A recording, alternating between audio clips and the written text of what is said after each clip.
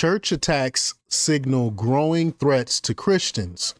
Bluey warns on CNN. And I'm glad that somebody's finally talking about it. Christians are one of the most, is the most persecuted religion, or most persecuted people on this planet. Look at what's going on. There's over 300 different attacks on churches this year, or was it last year? All over the country, Christians are being persecuted and bombed and stuff like that. It's crazy what's going on right now. I'm glad that someone is actually speaking out against it. So I'm gonna get right to the clip, because this is kind of a long clip, a little bit longer than what I normally like to play, but we'll check it out. But before we get started, go ahead and hit that like button. Share this out so we can get this information out there. Subscribe if you're not already a subscriber, and hit that alarm bell so you know when I'm putting out new stuff. Also, check out my link tree in the description. There's a link to my Patreon. That's where I talk about things that I can't talk about here. There's also a link to my Instagram and my X account, so follow me there as well. All right, now this comes from the Daily Signal, so let's get right to the clip here. Here we go. Tonight, the search for answers after a gunman rammed a truck into a church in Michigan and began shooting. Okay, hold on a second. This won't allow me to enlarge it, so I'm gonna go right to the and shooting, here. killing 4 people. Let's go right to the YouTube clip itself. Here we go. Okay. And shooting, killing 4 people and setting. Let's try this again. Here we go. Tonight, the search for answers after a gunman rammed a truck into a church in Michigan and began shooting, killing 4 people and setting the building on fire. Investigators have identified the shooter as Thomas Jacob Sanford, an Iraq War veteran who served in the Marines. Now, Sanford's family is cooperating with the FBI as it investigates the attack as an act of targeted violence.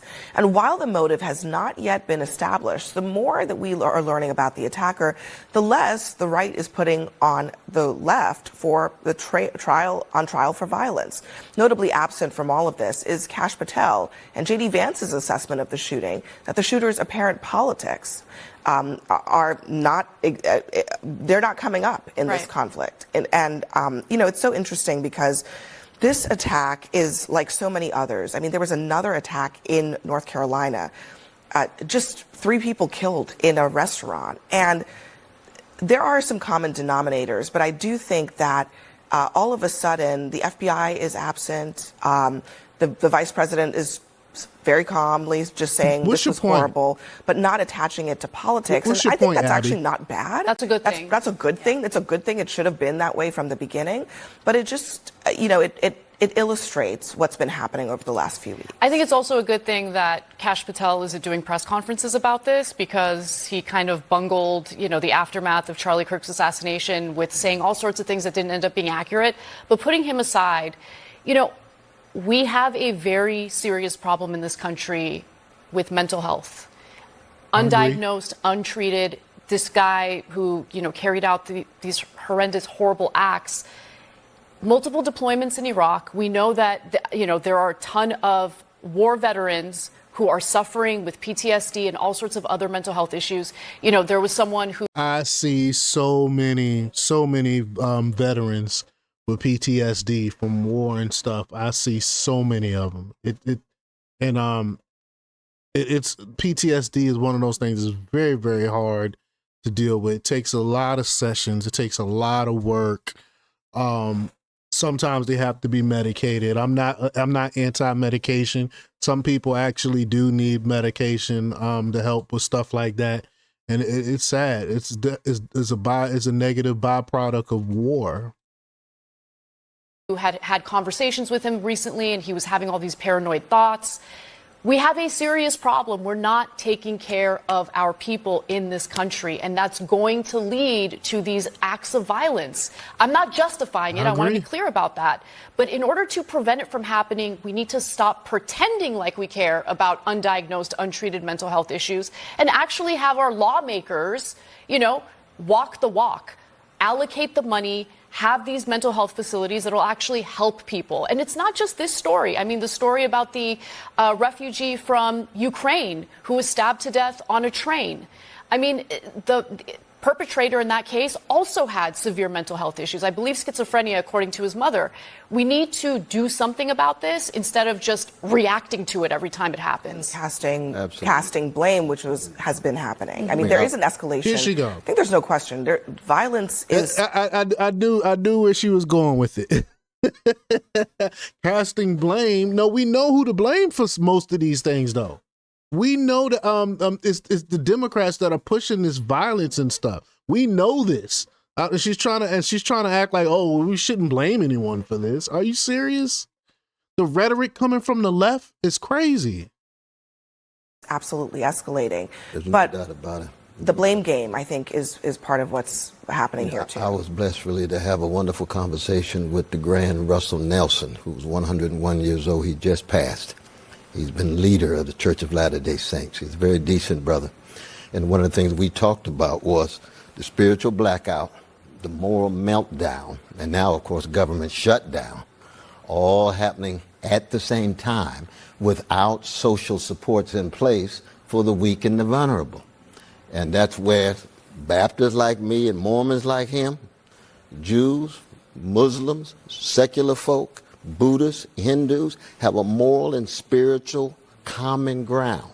And we need to accent that common ground in order to try to get through this shutdown and the meltdown and the blackout that's happening in the country.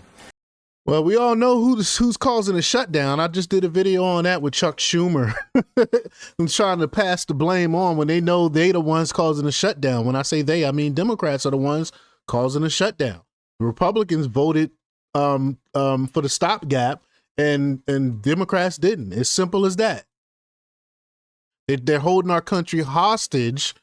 They're holding our country hostage because they want to they want to put people back on the dole of unemployment and stuff, and get these benefits when they don't deserve it. They want to make it where illegals are able to get free health care, and they want to be able to mutilate our children. They said when we do those things, when y'all put those things back in, then we'll sign this bill. We'll keep the government rolling. So they're holding the government hostage. Abby, first of all, thank you for talking about this issue. We have seen a significant, sharp increase in attacks on Christians and churches. Bishop Robert Barron put the number, I believe, at over 700%. The Family Research Council said last year there were 383 attacks on churches. And so I think that it's important to recognize that people of faith, as they have for thousands of years, are being persecuted, and Christians in particular. In this particular case, Dr. West, I agree with you. We live in a society and a world with sin and wickedness. We just have to recognize that there are a number of factors that could go into why these individuals are launching these attacks, and there's not probably one single thing that we can point to, Abby, unfortunately. But why? You know, I hear you mention the churches, and I think that's an important factor. But I mean, I saw people correctly noting that schools, just everyday schools where your kids go for elementary school all the way up to high school, are also ground zero for mass attacks, mass violence in this country. Why isn't that talked about? And why isn't anything being done about that? I mean, that is perhaps more persistent than even this sort of left, right, churches, non-churches, schools. And the common denominator is crazy people with guns. I would say the common denominator is all Attack the of guns. us. We have sucked the joy out of life. And we can't see the difference between disagreement and hatred. And when we have a disagreement with our neighbor or somebody who takes our parking spot at the Walmart, what do? We turn to violence. We can't have a conversation. We can't be civil about it. So every time in the aftermath of the tragic assassination of Charlie Kirk or this situation, I know people want to ascribe political motivations, but this isn't always about politics. No, it's not. Yes, there was an attack on the freedom of speech. There was an attack on the freedom of religion. Yes. But we are attacking each other and our humanity and our decency every single day. And so when we allow politicians to make this about politics, guess what? They're making it about themselves. Well, because they're worried about being the next victim. And I don't want anything to happen. But it could happen to any of us at any time. And we don't He's focus not on that wrong. enough. I agree with you wholeheartedly in what you just said. I also think it's a way of deflecting any blame, right? Because this country is not doing well. The ordinary people in this country are not doing well, whether it's due to having difficulty making ends meet, difficulty paying medical bills, difficulty getting treatment for mental health issues, PTSD from multiple deployments to the Middle East. Like, these are real problems that have never really been addressed. And whose fault is that? It's our lawmakers who just refuse to address them and instead get into these like ridiculous squabbles, political theater, endless hearings, whether it's in the House or the Senate, that doesn't ever lead to anything. We need to start holding our politicians accountable. And this is not me blaming the left or the right.